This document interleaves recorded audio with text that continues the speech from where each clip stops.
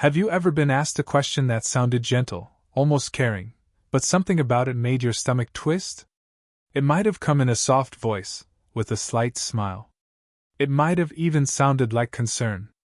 But the moment you answered, something shifted. You felt it, didn't you? That faint drop in your chest. That quiet, creeping realization. You just stepped into a game you didn't agree to play. And here's the thing, you can't win this game. Because it's not built on fairness, or truth, or reason. It's built on something older, something more dangerous: manipulation. That's the art of a liar. Not the obvious kind, the ones you see in crime shows or courtroom dramas. No, the liars I'm talking about are far more elegant. They don't lie with statements. They lie with questions. They use a calm tone, a casual shrug, a clever phrase. And they wrap their deception in the appearance of sincerity. And if you're not paying attention, if you're not grounded in yourself, you'll walk straight into it. Because their goal isn't to hurt you outright. It's to make you question your reality, slowly, subtly, and deeply. To make you feel like you're the one who's confused, irrational, overly emotional. And once that seed is planted, it grows. You begin to doubt your memory, your feelings, your instincts. And eventually you stop defending yourself, not because they silenced you, but because you've learned to silence yourself. The ancient Stoics, Seneca, Epictetus, Marcus Aurelius, they saw this happening long before psychology gave it a name. They knew that a liar rarely attacks from the front. A manipulator doesn't start with a punch, they start with a whisper. They understood that some of the most dangerous weapons ever used were not swords or spears, but questions. Questions designed not to get answers, but to create confusion. To twist your mind until you start doing their work for them. And here we are, 2,000 years later, still facing the same tactic. Only now, it's more polished. More professional. Sometimes, more polite. But make no mistake, the purpose is the same. And if you've ever walked away from a conversation feeling smaller than when you walked in, if you've ever found yourself apologizing for something you're not even sure happened, if you've ever started wondering if maybe you are too much, too emotional, too demanding, then you've felt it. The quiet force of the manipulator's question. There's one in particular. It's simple. It's subtle. And it's often the first domino to fall. Why are you being so sensitive? Now, on the surface, it sounds innocent. Maybe even caring. It might come after you've expressed a concern, spoken up about something that didn't feel right, or simply reacted with emotion. And then, just like that, they hit you with it. Why are you being so sensitive? It's disarming. You pause. You question yourself. Maybe you even laugh it off. But in that split second, a message has been delivered straight to your core. You're overreacting. You're too emotional. You're the problem. It's not really a question at all. It's a subtle accusation, dressed up as concern. And it works, because it hits you where it hurts most. It makes you feel foolish for having felt anything at all. And over time, that adds up. You begin to second-guess your own radar. You start thinking, maybe I am just too sensitive. Maybe I need to toughen up. And little by little, your inner voice, the one that warns you when something is wrong, grows quieter. But let's slow down. Let's look closer. Imagine a woman in a relationship. Something feels off. She notices her partner has become distant. He's distracted, cold, unavailable in ways he never used to be. She brings it up, gently, respectfully. She doesn't accuse, she just asks. And what does she hear? God, you're being so sensitive. No explanation. No curiosity. No accountability. Just that phrase, wrapped in a sigh, maybe a little laugh, like she's being ridiculous for even noticing. And maybe she shrugs it off that day. But inside? A question is forming, what if I am overthinking it? Or picture a young analyst at work. He notices a few odd numbers in a report. Something doesn't add up. He mentions it to his boss. And the response? Don't overreact. It's just business. Again, not a conversation, not an explanation, a dismissal. And maybe he keeps quiet. But the doubt lingers. And months later, when the fraud is discovered, it turns out he was right all along. In both cases, what looked like sensitivity was actually awareness. Sensitivity isn't a flaw. It's a finely tuned instrument. It picks up the tremors long before the quake. It notices the cracks before the collapse. The people who are called too sensitive are often the first ones to detect danger, dishonesty, or betrayal. But manipulators? They want to cut that power line. Because your awareness is your defense. Your sensitivity is your shield. If they can make you see it as a weakness, you'll lower it. Willingly. And once you do, they don't need to attack you, you'll start attacking yourself. Seneca once said, "We suffer more in imagination than in reality." Manipulators know this instinctively. They know that if they can get into your imagination, if they can twist your interpretation of reality, they can control your behavior without ever raising their voice. That's how powerful a single question can be. So, how do you protect yourself? How do you respond without becoming cold, defensive, or reactive? The Stoics had an answer, not in rage, but in reason. Marcus Aurelius, the Roman emperor and philosopher, once wrote, "If someone can prove me wrong, and show me my mistake, I will gladly change. For it is the truth I seek, which has never harmed anyone." That's the key. Don't be afraid of being wrong, but also, don't let someone twist your emotions into errors. If someone challenges your feelings, pause. Check in with yourself. Ask, am I reacting, or am I responding to something real? And if the answer is yes, if what you're sensing is valid, then don't let go of it. Stand firm. Not with drama. Not with anger. But with quiet strength. Because the next time someone looks at you with that half smile and says, "Why are you being so sensitive?" you'll be able to look right back and say, "Because I'm paying attention." And if that makes someone uncomfortable, maybe it's not you who needs to change. Maybe it's them who's been hiding something they don't want you to see. So trust your radar. Trust your sensitivity. It might just be the one thing that saves you. And remember, the Stoics never taught us to feel less. They taught us to feel honestly, and to never let someone else decide what our truth should be. You don't owe anyone an apology for being awake. Not now. Not ever. There's something powerful about seeing through a lie before it takes root. But the problem is, lies don't always come in the form of obvious deception. Sometimes they arrive quietly, not as statements, but as questions. Soft words, calm voices, polite tones. That's what makes them dangerous. The moment feels safe, even gentle. But somewhere deep in your gut, something tightens. Something says, "Be careful. This isn't what it looks like." You don't realize it at first. You answer naturally, without thinking too much. And yet, the moment you respond, you feel it, like stepping into quicksand. You're not sure how it happened, but now you're the one explaining, defending, backtracking. And the person who asked the question? They sit there, quietly in control, while you try to prove that your thoughts, your feelings, your instincts are valid. This is how manipulators work. Not with force, but with framing. They don't fight you directly. They guide you, slowly, into doubting yourself. They plant small questions that seem innocent but carry hidden weight. Questions that, once asked, force you to defend your awareness, your judgment, even your memory. And when you start doing that, when you start turning your energy inward, they've already won half the battle. That's why the ancient Stoics warned us, not just about anger or fear, but about the quiet traps of the mind.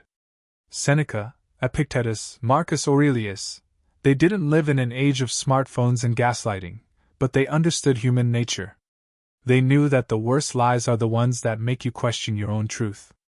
And one of the most common ways this starts is with a question like, "Why are you being so sensitive?" It sounds harmless, even caring. Maybe they say it with a smile. Maybe they act surprised or concerned. But it's not real curiosity. It's not about understanding you. It's about shutting you down.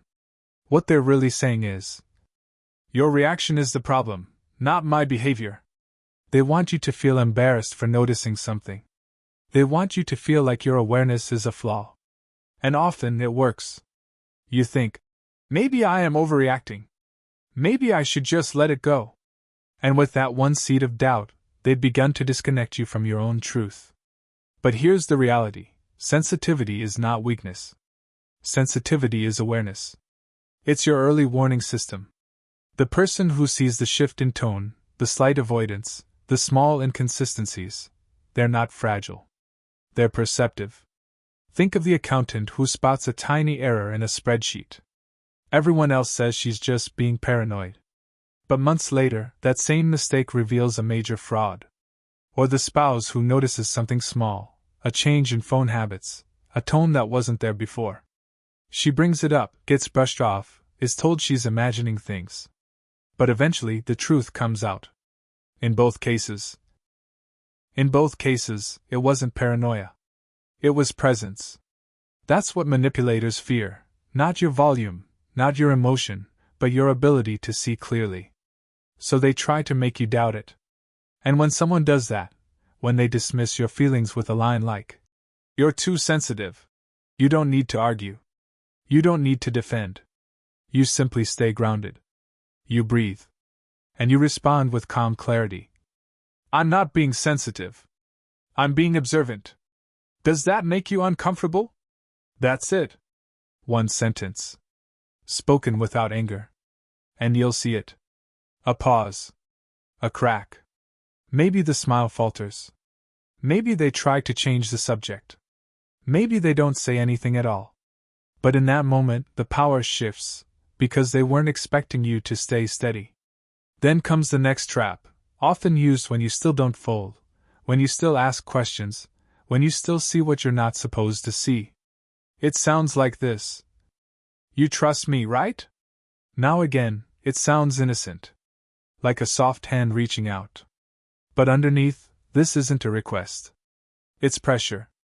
Because someone who is truly trustworthy doesn't have to ask for your trust, especially not in moments of doubt. They show it, day by day, through their behavior. Their honesty, their openness, their consistency, these are the things that build trust. Not a sudden question meant to make you feel guilty for being cautious. When someone says, "You trust me, right?" what they often mean is, "Stop thinking. Stop asking questions. Just give me control." And that's the danger. Epictetus once said, "No man can learn what he thinks he already knows." Manipulators understand this. They know that if they can convince you that trusting them is more important than questioning them, they win. Because now, asking for proof looks like disloyalty. And being careful makes you the problem. But caution is not betrayal. It's wisdom. Think of a business deal. One partner refuses to show the financial reports. When the other asks about it, he leans in and says, "You trust me, don't you?"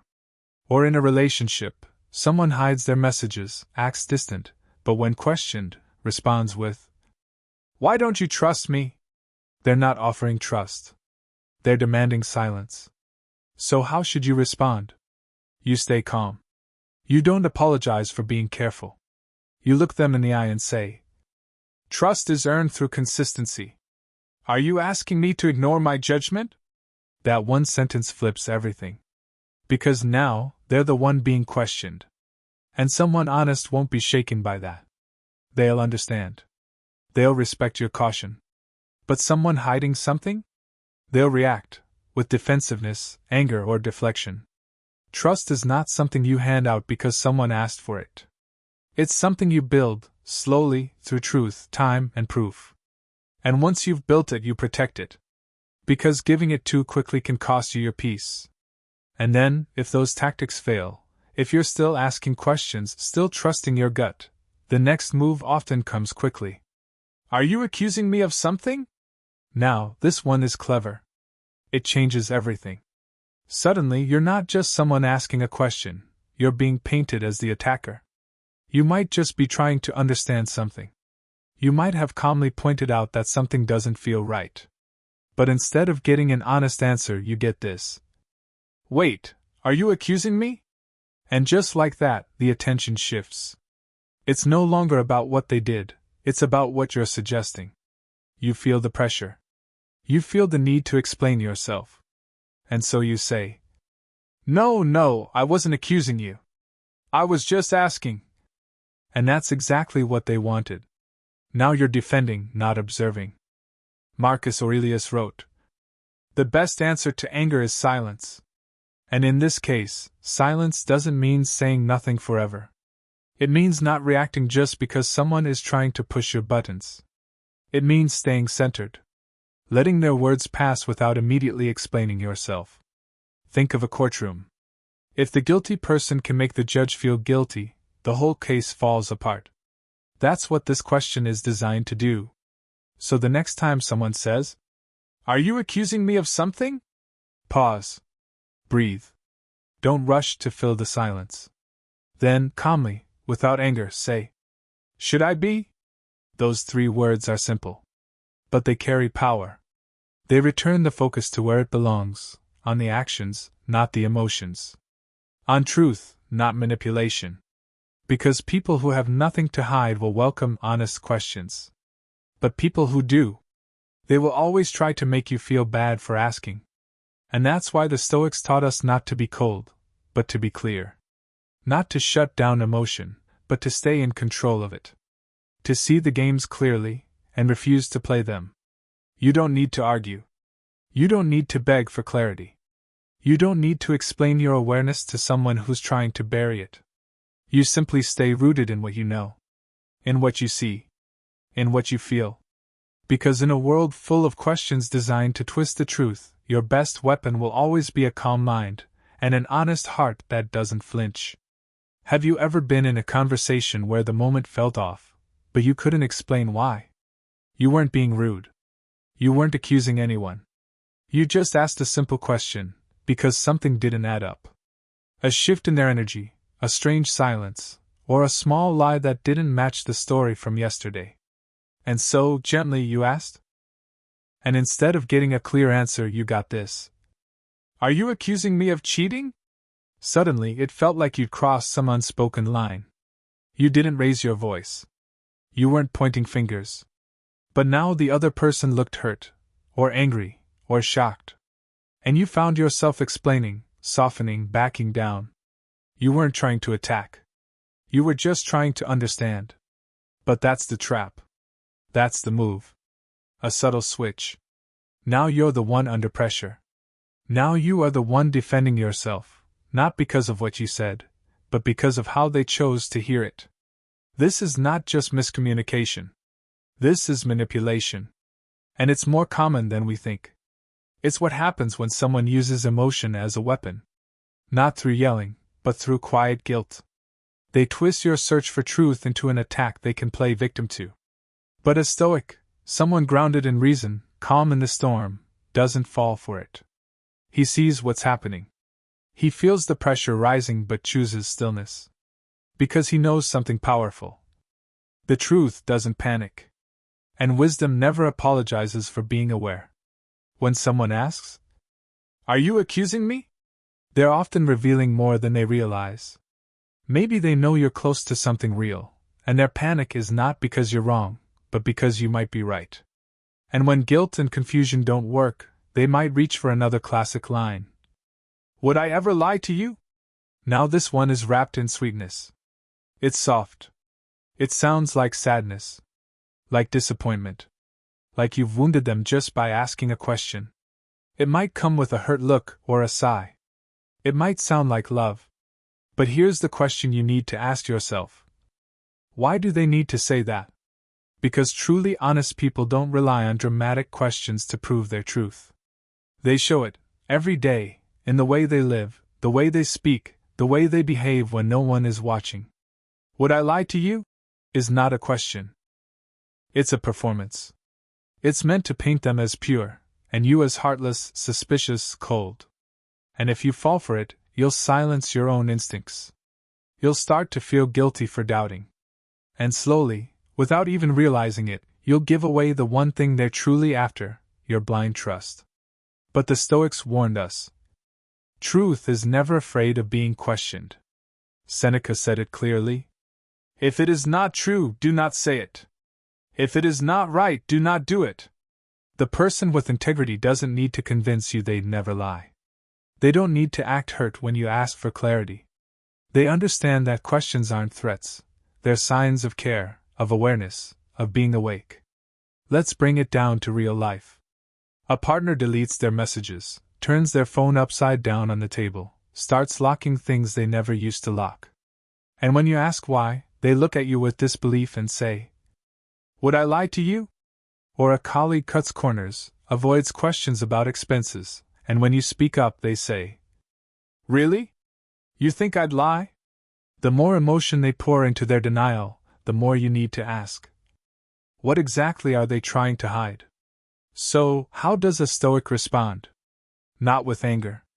Not with accusations. Just calm honesty. A short pause. A deep breath. Then, quietly, "That's not the question. The question is, would I even know if you did?" And in that moment, the game changes. The spotlight returns to them. The pressure shifts.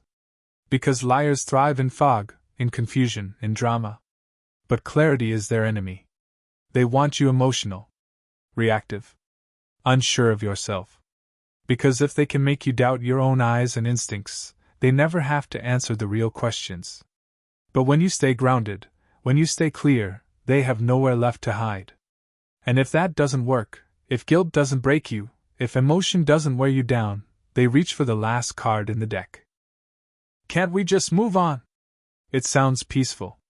Like they want resolution. Like they're ready to heal. But look deeper. Because often, this question isn't about healing. It's about escape. What they're really saying is, "I don't want to face this. I just need you too tired to keep pushing." And sadly, it works. A lot of lies don't survive because the liar is clever. They survive because the truth seeker gets exhausted. They ask, they notice, they feel something's off, but eventually the silence, the pushback, the gaslighting, it all adds up. And one day, they sigh and say, "Maybe I'm just overthinking this." And that's when the manipulator wins. But not the Stoic. The Stoic doesn't rush to closure. He doesn't move on just because someone wants the moment to pass. Marcus Aurelius wrote, "If it is not right, do not do it. If it is not true, do not say it." He didn't add, "Unless someone's tired of talking about it." He didn't say, "Unless it's awkward." Because truth doesn't have an expiration date. Think of a workplace scandal. The leaders say, "Let's not dwell on the past. Let's move forward." But the real reason? They want to avoid accountability. Or a relationship. Betrayal has happened, but the partner says, "Why keep going over this? Let's just move on." But they never answered the real questions. They never showed the truth. They're not asking for healing. They're asking for silence. And a Stoic does not stay silent just because someone is tired. So when someone says, "Can't we just move on?" you calmly respond, "I'll move on when I understand what happened, not before." That sentence changes everything. It tells them, you don't fear the truth. You're not afraid to stay in the uncomfortable space until clarity returns. Because peace doesn't come from brushing things aside. It comes from seeing things clearly, and knowing you didn't back down. That's the quiet strength of Stoicism. And it's exactly why Stoic thinking is so powerful in a world full of manipulation. Liars don't need truth to win. They don't need logic. The battlefield, not truth, but emotion. And this is where Stoicism becomes your armor. Epictetus said, "Some things are in our control, others are not." Knowing that, really understanding that, sets you free. You can't control how they react. You can't control if they lie. But you can control your response. Your calm. Your clarity. So when they try to twist your perception, you don't rush. You don't panic. You breathe. You ask, "Is this within my control?" And if the answer is no, you let it go. If the answer is yes, you stand firm, not with anger, but with truth. This is how you protect your peace. Not with rage. Not with revenge. With presence. With stillness. With awareness. Picture yourself in a storm, wind, rain, thunder, chaos all around. But inside you're steady, watching, clear-eyed, centered. That's Stoicism. It's not about being cold. It's about being calm. Because the greatest weapon a manipulator has is your reaction. And when you don't give it to them, when you stay grounded, the weapon breaks in their hands. They can't guilt you. They can't rush you. Because you are no longer playing their game. So let this be your reminder. You are not cruel for asking questions. You are not dramatic for having standards. You are not paranoid for sensing something's wrong. You are awake. And in a world full of people who want you to stay asleep, the awake are feared. So choose clarity. Choose stillness. Choose to see. And when someone tries to pull you back into the fog, stand tall and say, I choose clarity. Because once you choose that, you can no longer be controlled.